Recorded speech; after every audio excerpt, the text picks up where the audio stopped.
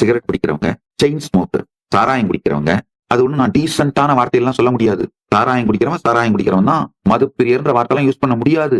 குடிகாரன் தான் வார்த்தை தான் சொல்ல முடியும். மாமிச உணவுக்கு அடிமையாய் போய் கிடத்தல், இத பண்றவங்க எல்லாம் அவங்களுக்கு ஒண்ணும் ஏதோ அதனால தப்பு, அதனால உடல் நலம் கெடும், மனநலம் கெடும், உயிர் நலம் கெடும்லாம் தெரியாமலாம் இல்லைங்க, தெரியும். ஆனா என்னடா பண்ண போறோம் லைஃப்ல? இந்த ஆர்குமெண்ட்டை நார்மலைஸ் பண்றாங்க. டீ டோட்டலரா வாழ்ந்து என்னடா பண்ண போறோம் அப்படிங்கிற ஆர்குமெண்ட்டை நார்மலைஸ் பண்றோம். Especially Gen Z. நல்லா புரிஞ்சுக்கோங்க. டீ டோட்டலர் லைஃப் ஸ்டைல் என்ன பிளசண்டான இருப்பே பிளஷரா இருக்குங்கயா.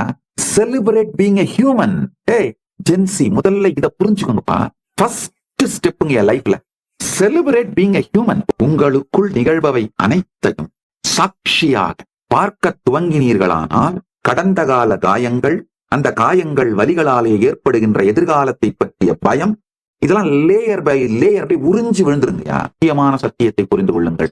உங்கள் கடந்த காலம் மாறும். இங்கதான் நான் நுழைகிறேன்.